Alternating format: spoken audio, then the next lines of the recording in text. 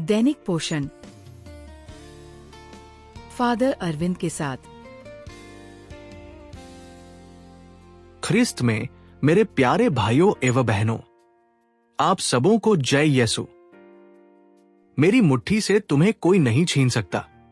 कल्पना कीजिए कि आप पुराने समय के यहूदिया देश में एक चरवाहे हैं। रात हो गई है। आप अपनी भेड़ों को पत्थर के घेरे के अंदर जाते समय एक एक करके गिन रहे हैं।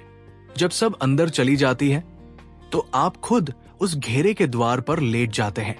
आपका शरीर ही अब वो दरवाजा बन गया है। अब कोई भेड़िया, कोई चोर या अंधेरा आपकी भेड़ों तक तब तक नहीं पहुंच सकता जब तक वो पहले आपसे होकर न गुजरे। ये कोई केवल कविता जैसी बात नहीं है। यीशु के समय में चरवाहों की असलियत यही थी, और यीशु जानते थे कि जो लोग उन्हें सुन रहे हैं वे इस बात का मतलब अच्छी तरह समझते हैं। ध्यान दीजिए कि ये बातचीत कहाँ हो रही है। ये समर्पण पर्व के समय हो रही है, जिसे आज हम हनुक्का कहते हैं। ये पर्व उस समय की याद में मनाया जाता है जब मक्काबी परिवार ने उस मंदिर को फिर से प्रभु को अर्पित किया था, जिसे एक दुष्ट राजा अंतियोखस एपिफेनेस ने अपवित्र कर दिया था। उस राजा ने इस्राएल की पहचान मिटाने की कोशिश की थी। यहूदी लोग हर साल ये याद करने के लिए इकट्ठा होते थे कि हम लगभग खो चुके थे, लेकिन ईश्वर ने हमें बचा लिया। इसी यादों से भरे पल में यीशु मंदिर के ओसारे में चलते हैं और एक ऐसी बात कहते हैं जो दिल जीत लेती है। धर्मगुरु उनसे पूछते हैं, हमें साफ साफ बताइए, क्या आप ही मसीह हैं? और यीशु उन्हें सबसे गहरा उत्तर देते हैं। योहन अध्याय 10 पद संख्या 28 से 30 में वे कहते हैं, मेरी मुट्ठी से उन्हें कोई नहीं छीन सकता। पिता और मैं एक है। अब यहाँ एक छिपी हुई और कीमती बात है।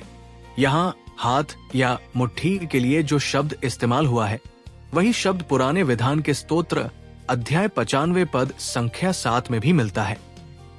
हम उसकी चराई की प्रजा और उसके हाथ की भेड़े हैं।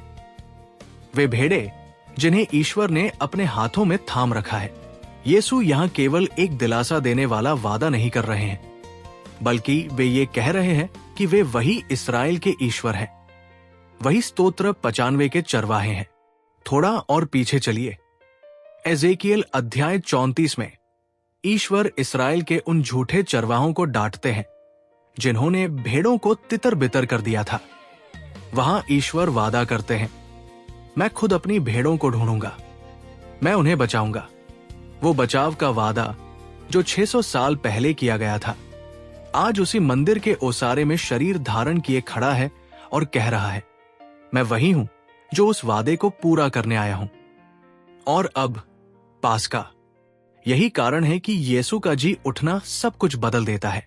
यीशु केवल हमें थामे रखने का वादा ही नहीं करते, बल्कि उसे सच साबित कर देते हैं। खुद मृत्यु ने पिता के हाथ में हाथ डालकर उन्हें दूर खींचने की कोशिश की, लेकिन वो हार गई। वो खाली कब्र ईश्वर का जवाब है उस हर शक्ति को जिसने हमें उनके प्रेम से अलग करने की कोशिश की। जैसा कि संत पौलुस रोमियो अध्याय 8 पद संख्या 38 और 39 में बड़ी हिम्मत के साथ कहते हैं, न तो मृत्यु, न जीवन और न ही कोई दूसरी सृष्टि हमें ईश्वर के उस प्रेम से अलग कर पाएगी। जी उठना केवल बीते हुए समय का कोई चमत्कार नहीं है। ये आपके आज के लिए एक घोषणा है। आपको थाम लिया गया है और आपको चुराया नहीं जा सकता। शायद आज आप किसी ऐसी परेशानी का सामना कर रहे हैं जो आपको ईश्वर के हाथ से दूर खींच रही है। कोई डर, कोई असफलता, कोई पुराना घाव जो भरा नहीं, या कोई ऐसा शक जो शांत नहीं हो रहा। आज के लिए आपके पास बस एक काम है। इन शब्दों को कहीं लिख लीजिए या धीरे से कहिए, मैं उनके हाथ में हूं और कोई मुझे उनसे छीन नहीं सकता। इसे एक बार कहिए, पूरे मन से कहिए।